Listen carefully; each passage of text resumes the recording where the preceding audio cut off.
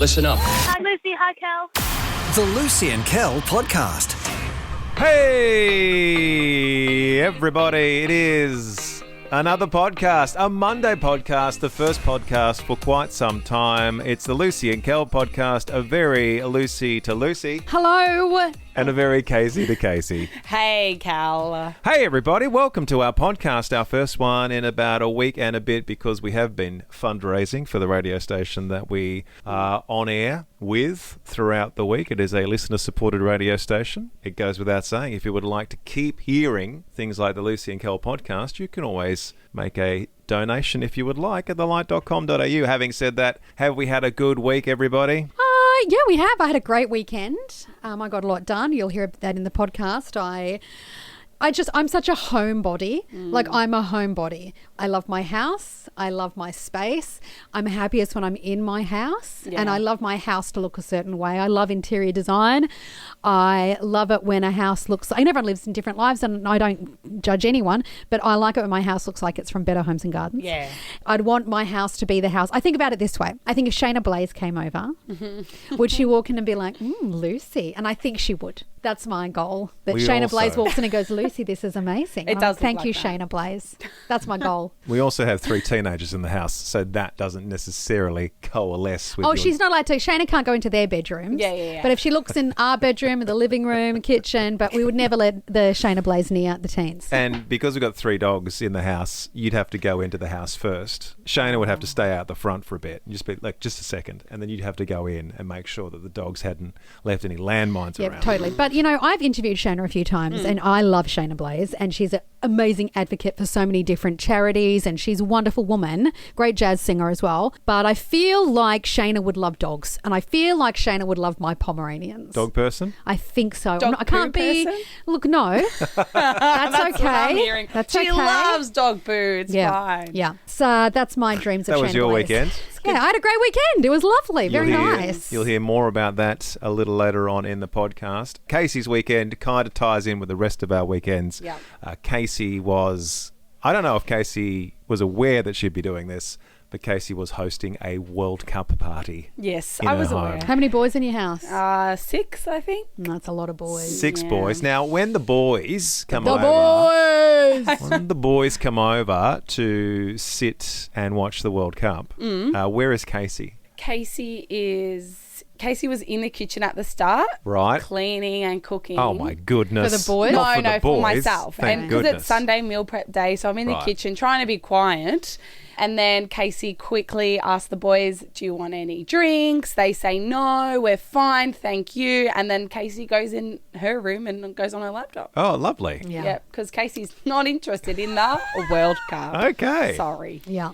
It is a lot having 6 guys jumping up and The down all over boys. your couch. One of them spilt beer on her couch. She was not happy. Yeah, Oh, that was my- the other weekend when the footy was on. Right. Yeah. Yeah. Kel was standing on my carpet in shoes, and I said, what are you doing? Get your shoes off my carpet. That's not on. Not on. I don't think Casey's that level. Yeah. Yeah, no shoes on carpet. Carpet She eats agrees dirt. with me. Thank Really? you. Yeah. Oh, Anything okay. on carpet, not allowed. I don't actually Yeah. like carpet. Me Like, either. I love looking at carpet in houses, but I don't want to buy any carpet for my house. Riley's slowly convincing me to get a rug underneath. Yeah, like the rug he was on, a beautiful rug that he stood Yeah, on. Because I I've got just- 'cause it floorboards gets through my mess. house. It gets messy. very easily. And Keller's a someone, as you can imagine, Casey. dirty. He goes outside, walks through a mud puddle, then clomps inside down the hallway. And I'll come in and go, what's this? And this is Kel. What? Yeah. What? I'm like, all this mud. He goes, I don't know. But he really doesn't know. Look at him. He has doesn't no know. I know idea. he's an idiot. And so I'm like, dude, Kel always gets on the bed in shoes. He's always on the bed No, in we've shoes. explained this. I'm not on the bed in shoes. Where They're are my hanging shoes? off. Sometimes, if he knows I'm in the house, they'll just be hanging on the very edge of the bed. Oh, right. And I'm sure if I'm not there, if I connected our cameras and watched What do you mean when you're not there? We got Jumping on the CCTV inside the house purely to see what I'm doing while you're away. But Lucy hit the nail on the head. Casey and Riley, very hard-working individuals, saved and saved and saved for their own place. Yeah. And now, Casey, you confirm you're the only one in your friends group with a house. Correct. So all the boys are living with their mum and dad. Yep. And then they go, let's just go over to Riley and Casey's house. Pretty much. And live there. Yeah. Yeah, pretty I know, much. that's the problem. The fact that you guys got your act together and got your own place and they're Yeah. all living with their parents, you're going to be the party house, whether you know. like it or not. Well, they're not coming over this weekend at 5 a.m. to watch the America one, so. Okay. Good. Well, That's that's, what a you win. think. That's, Yeah. well, That's what you I think see is happening. yet, you don't know they're coming yet. Before we get into it, can I read you a beautiful piece of mail that came through? Yeah. Yeah. And please do not play the yesterday mail theme because I hate it. Aw. I'll find something new to play. Don't you worry about that. His name is Cooper. This is Cooper's email. My name is Cooper. I am 14 years old. I have wanted to write this email for a long time because I don't think you realise how much your podcast and radio show mean to me. Over the last few years, I've gone through some really difficult times with my mental health, and there were days when I felt completely overwhelmed, alone, and like I was carrying the weight of the world on my shoulders. Some days were so hard, I didn't know how I was going to get through them. But every day, I put your podcast on, or I'd listen to you on the radio in the morning, and hearing you both laugh and joke around and be yourselves gave me something to look forward to when I felt like I had nothing else. Even if it was just for an hour, it really helped me escape everything that was going on in my head. You've helped me through some really dark moments. When I was struggling, your voices were there. You've made me laugh when I feel like crying, and you've gave me comfort when I felt alone. I know you get lots of messages from listeners, but I truly wanted you to know how much of an impact you've had on me. You may never realize how many people you help by showing up and doing what you do. Thank you for helping me through. Thank you for making me smile when I thought I couldn't, and thank you for being a light during the dark days. I'd love a reply. Love, from Cooper. Oh, would you like to reply? Oh, Cooper! Here's Isn't your- that beautiful, Cooper? I know that was very self-serving reading that out, but that was just so... I just thought he's 14 years old, and I'm heartbroken that a 14-year-old is going through such tough stuff. Like 14, you should just be worried about Pokemon and 2-minute noodles. Cooper, we're really glad that we're here for you. We will all continue to be here for you. I'll make sure that we send you our little Listener of the Week prize as well, and you can hang that in your bedroom. We are here for you, Cooper.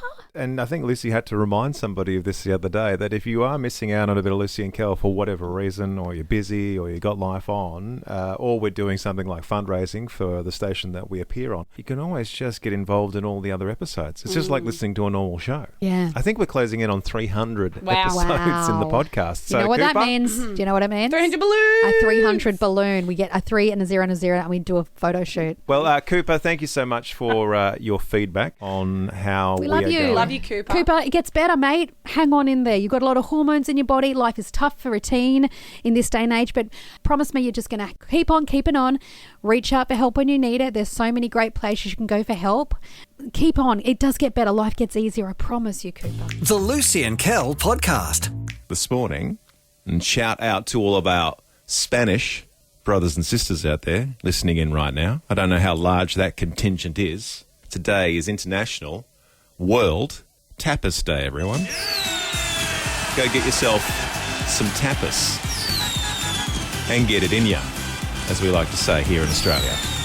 Lucy and I love indulging in a little bit of tapas. If I was given 12 plates of small little bits of food and I was told, tell me which of these is tapas, I wouldn't know. I don't know what is tapas other than small plates of food that come out about 12 plates over the course of a meal. Not really. Not really? No, because tapas is Spanish. Well, I just said that. Yeah, but you're not going to, if you went to like a menu, if you went to a restaurant and you asked for all the picky small plates, that doesn't mean it's tapas. Yeah, but unless if it's I Spanish. say, this is what I'm trying to say. If I say fish and chips, Not tapas. no, you're thinking either British or Australian, Yeah. right? If I say pasta, if I say parmigiana, then you're thinking Italian food. Tapas is Spanish. Yeah. But I'm saying I can't individualize what an actual tapas meal looks like. It's just all great. Like I can't say... It's a small meal that comes where you all have lots of the smalls. Yeah, the but I'm- appetizers. That's tapas. She's getting very, very angry. I'm not angry. I don't understand what you're confused about. It's not like a hamburger comes out on a plate. If it was tiny and Spanish, it would be tapas. Yeah, but give me one food.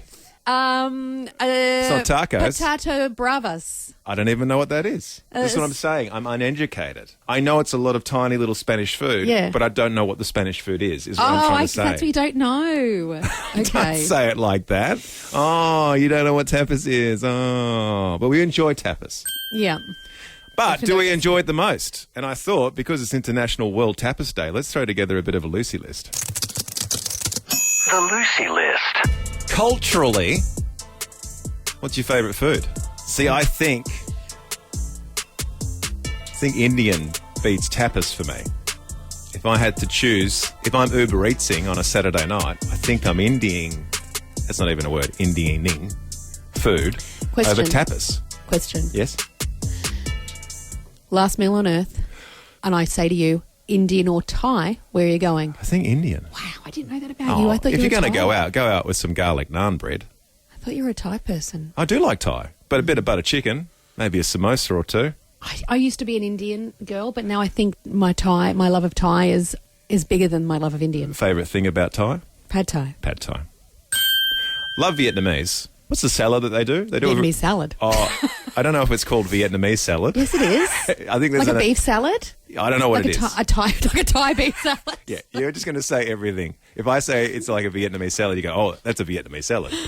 No, there's a Vietnamese salad that I like, and there's also, I like what the Vietnamese do with their, is it in lettuce leaves? Yes. And the mince? Love that. Oh, that's nice. That's beautiful. But I think Indian still wins for me. So it's going to be Thai for you. No, I was just saying Thai above Indian. But You know what I know you're not a fan of, which surprised me when I first got to know you? What? I'm not a huge fan on Italian food. No, I'm not. No. I know. don't really do Italian. But that's just Nothing because- makes you feel happier than a big stomach full of Italian But that food. is simply because I was raised by very English parents, and dinner for us was always Starch. was potatoes and sausages. I thought you were going to say potatoes and sadness. No, Because that's what the British and food we is only like. ever really had meat and 3 veg growing up.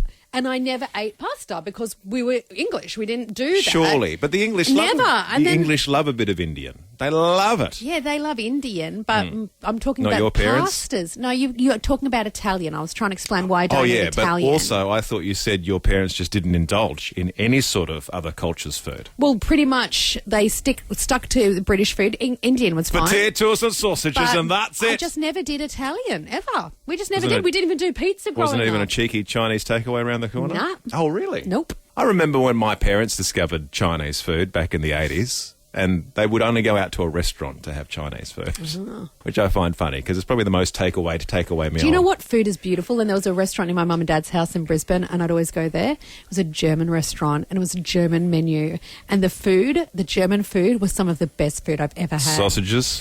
Yeah, but also like creamy chicken dishes that were just the A nicest lot things I've ever of eaten. sauerkraut, I believe. Oh, it's just tasty. German And food is tasty. Is it bratwurst? Yes, bratwurst. Oh, yes. Delicious. Lots of meats. So yeah, and that's what I love. But also, can I Heavy just say, on the meats, the Germans. while we're talking about meats, I also adore Greek food. Oh, Greek's Give amazing. me Greek food any day of the week. In See? fact, that might be my number one. I was lucky enough. I spent some time in Africa. In Tanzania, I had an Ethiopian meal. And the Ethiopians know what they're doing. If you've been to an Ethiopian restaurant, my goodness, it's delicious. Yeah. Absolutely delicious. But is it my favourite? I'm going to go with Indian. What would you go with this morning if we did a very, very quick Lucy list? The Lucy List. See, tapas doesn't even get a run.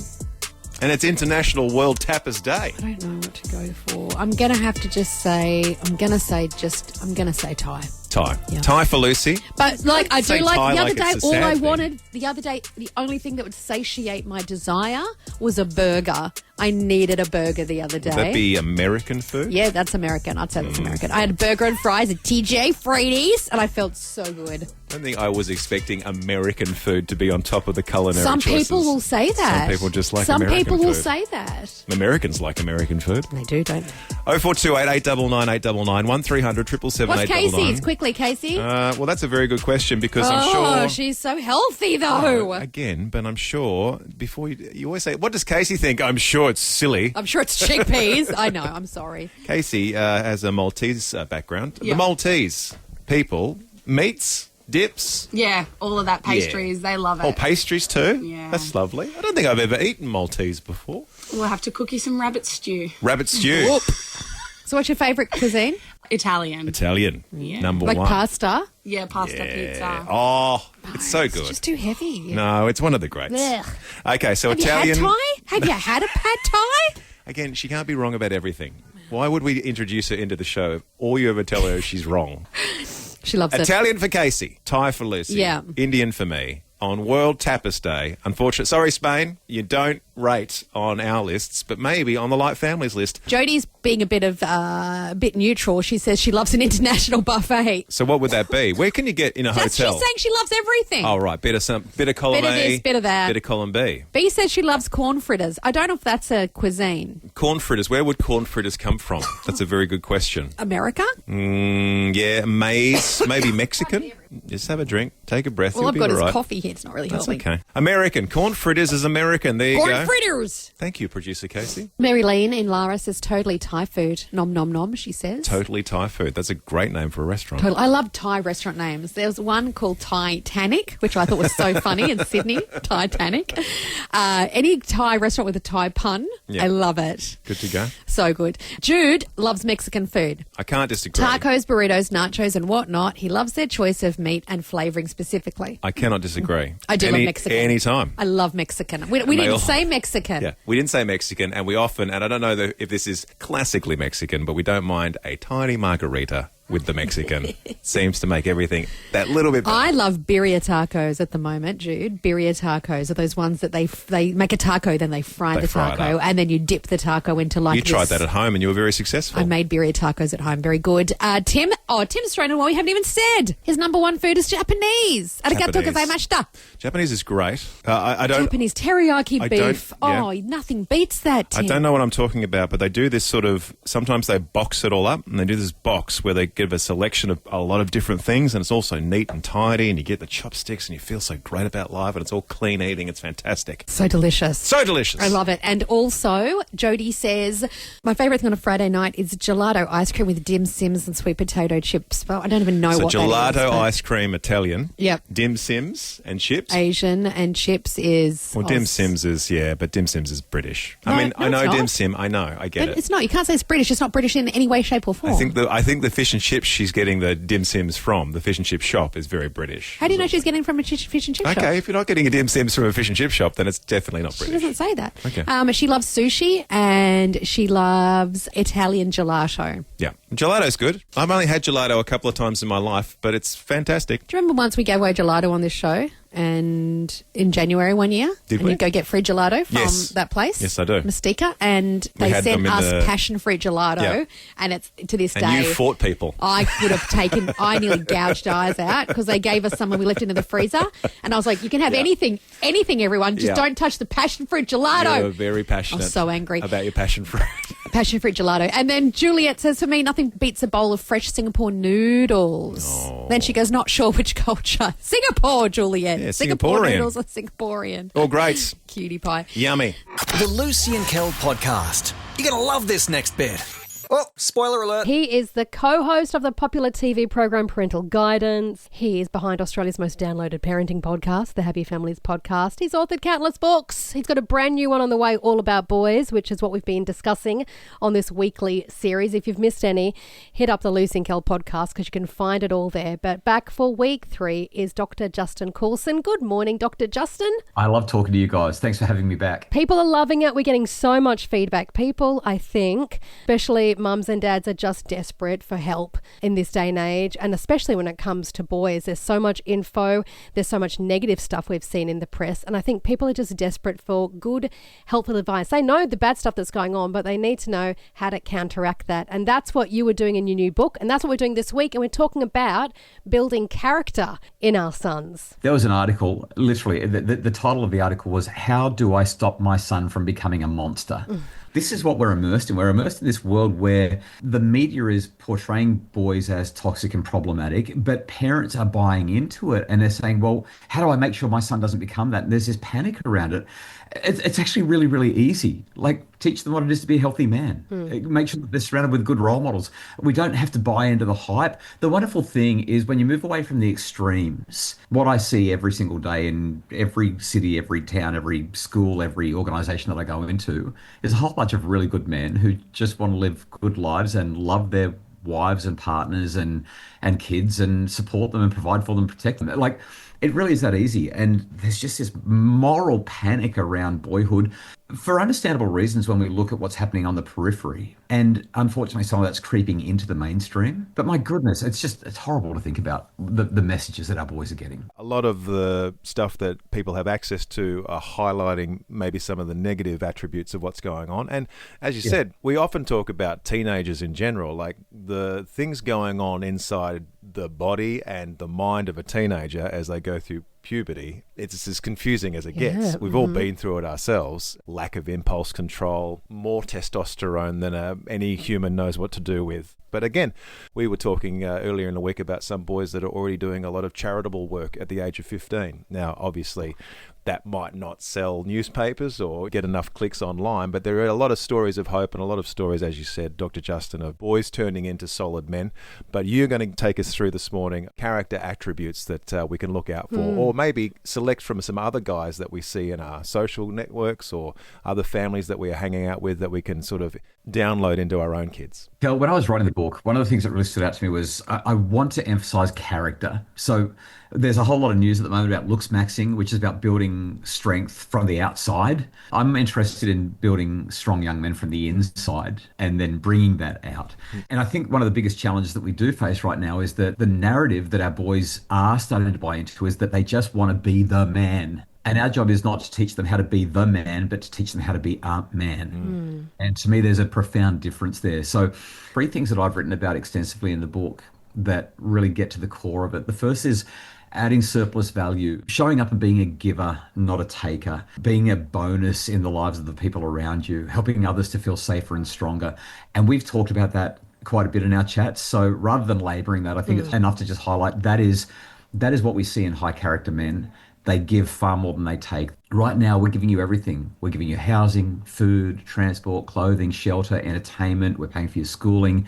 We give you everything. You are taking and taking and taking. And I'm not saying this to make you feel guilty, because that's appropriate for your age. That's what boys do. That's what children do. But for you to become a man, the ledger has to switch. When you get to the point where you are giving more than you're taking, when you're the one who's doing the providing, the protecting, that's when you become a man, and that's what I want you to do. When a guest shows up to stay a couple of days, boys know they have to go and say, how can I help? Can I carry your bags? Can I move your car? Can I look after this? Like, that's how we start to instill that. It's service. It's helping. It's supporting. So good. That's so simple and so revolutionary and so good. Yeah, practically outworking, doing things for other people to sort of embed that way of thinking. Yeah, there's a guy called Dr. Arna Rubinstein. He's written a book called The Making of Men, and he talks about moving from boy psychology to man psychology. And it's the same concept. We have too many men children who really do want to be looked after by their wife/mother, and that's not how it's supposed to be. The second major character attribute is a really hard sell for our kids. They don't like the sound of this one at all. But rather than choosing the path of least resistance, they say the path of least resistance makes rivers and men weak. What we want to do is actually encourage our kids to choose, our boys specifically, to choose the path of resistance, the path of most resistance. And it's really interesting because they will choose the path of most resistance for things that they really care about, like going to the gym and pushing heavy weights, or rock climbing, or downhill mountain biking, or playing Fortnite until 2 a.m. until their thumbs are bleeding because they just have to win. They'll choose the path of most resistance for those things, and our job is to help them to recognize the value of hard work, the value of discipline. Like right now, there's this big conversation that's been happening around the enhanced games. I'm sure you've seen this. You've got all these billionaires who are saying, we're going to pay you millions of dollars if you can break records and you can take steroids. And in the media at the moment, there's a lot of noise about looks maxing. And you've got guys like Clavicular and Androgenic who are saying, hit your face with a hammer and take testosterone supplementation. It's steroid use. Like, just get there. Just have the look. And our job as parents is to say, you can do that, but you're going to hollow yourself out. Like, let's fill yourself in. Let's do the inner work first. The path of most resistance is harder, but there's one thing that you can't cheat on, and that's mastery. You can superficially look like you've got it, but when push comes to shove, if you've got mastery, you can't buy mastery, you can't inherit mastery, you can't pretend you've got it. You've either got it or you don't. And it's incredible when you watch somebody who has done the disciplined inner work, the boring, laborious, hard path of mastery. You look at them and just go, oh my goodness, this is somebody who is amazing. Like, that's such an incredible thing to teach our kids. Somebody that can walk the walk, not just talk the talk. Somebody who is reliable in those really intense times. I mean, we talk about this sort of stuff, but it takes time to become these sorts of guys in life. It's not the shortcut, it's the hard journey up the mountain. We are what we repeatedly do. Excellence then is not an act, but a habit. And when we teach our kids that, that's when our boys shift their psychology and say, all right, it's worth doing this hard thing, even though I don't want to get up and do the laps, even though I don't want to go to the gym and do the reps. And you can do the reps physically, or you can talk about them metaphorically. If our kids can learn to do the reps, if our boys can learn to do the reps, then they will move from boy psychology to man psychology, and they will develop the character attributes that we're talking about. So the last one is having moral wisdom. With that comes moral courage. So many years ago, St. Augustine of Hippo said, right is right, even if no one is doing it. Wrong is wrong, even if everyone is doing it. And when we can help our kids to dare to stand alone, especially our sons, to be like, okay, you guys are giving that person a hard time, but that's actually not cool. Oh, you guys are going to go and get absolutely smashed on the weekend. That's fine if that's what you want to do, but it's not cool. That's not what we're shooting for.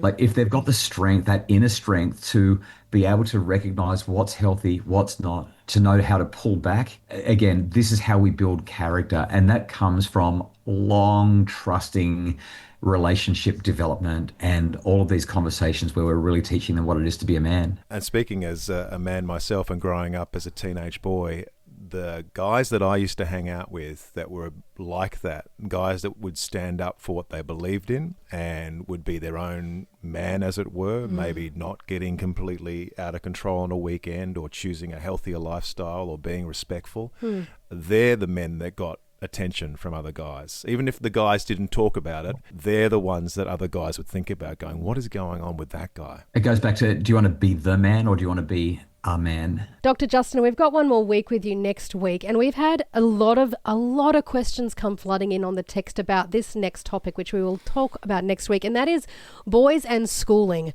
because that's where they are most of their time, and it's one of the big hurdles. We've had so many questions come in, so we're going to touch on that next week. Thank you so much for your wisdom again, Dr. Justin.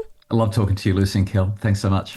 The Lucy and Kel podcast. I had a really lovely weekend. I had such a nice time. You and I got out to the movies one day, which was lovely. We had a little date. We went out for dinner, and then Sunday I did one of my favourite things ever, which was to do a little bit of a spring clean of the house. But even more so than that, it feels like a renovation, but it wasn't a renovation. But I have the sense that it was a renovation, and I tell you why. One of my favourite shows on TV ever is Selling Houses Australia.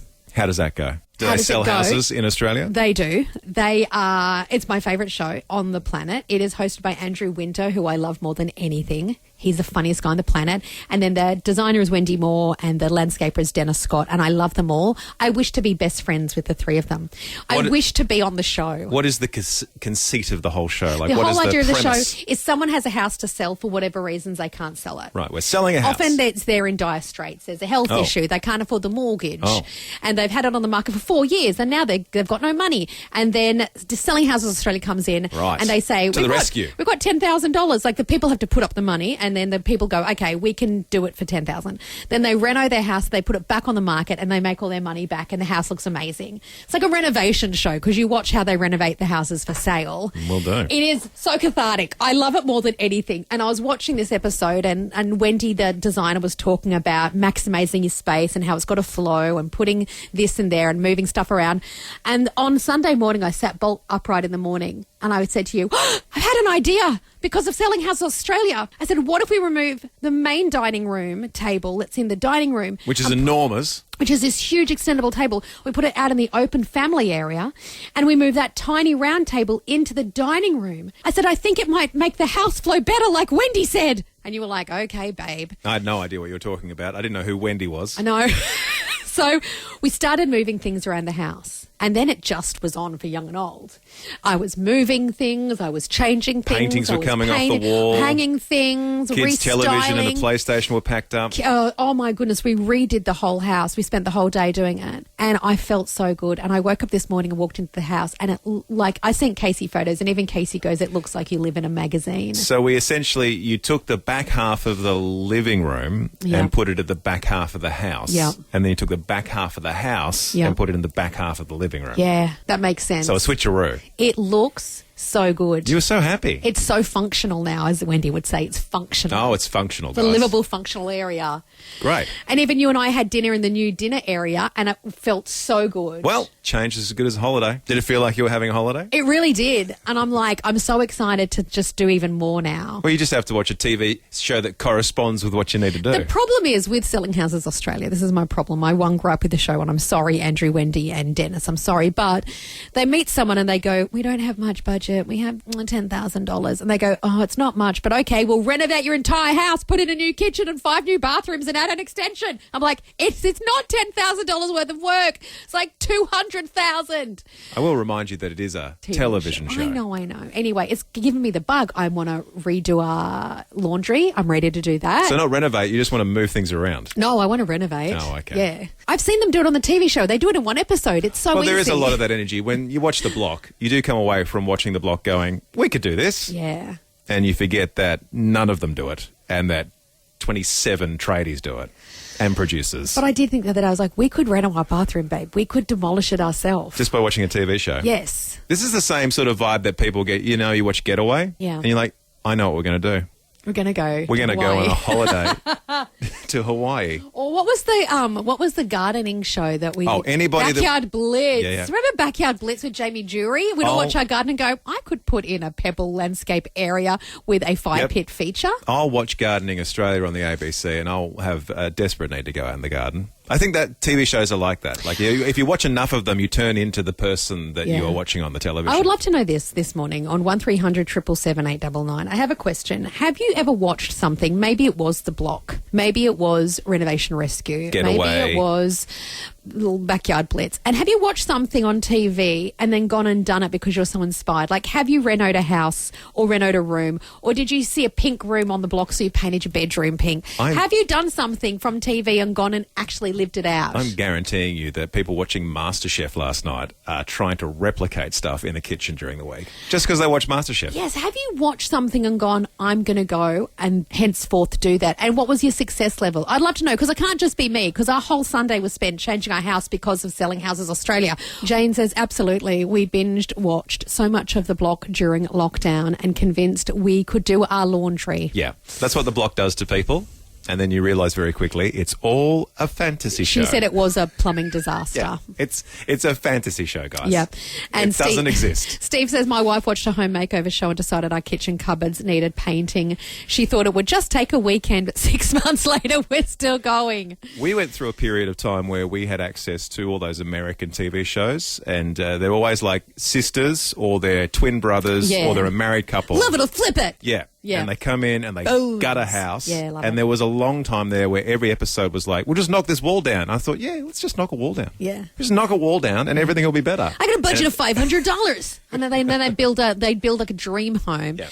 Adam in Marysville says, oh, hey, cool. Cool says, I must have watched a show called Plant Stuff and Watch It Die because I planted loads of trees and they die. He goes, nailing it. Yes, Oh, I Adam. do a bit of that myself. You need to watch a bit of Gardening Australia, Adam, and Yeah, learn I what do. you need to plant in your sort of soil. The problem with Gardening Australia is they make it look so easy and they walk through some of the most amazing gardens in Australia and then you look out your window to your garden and you're like, nah, Gardening Australia's Kel and I never coming here. Once we bought like 10 neighbours begone and we planted them and then they all died. That was a mistake. We planted them out the front and even our neighbours are like, that's a mistake.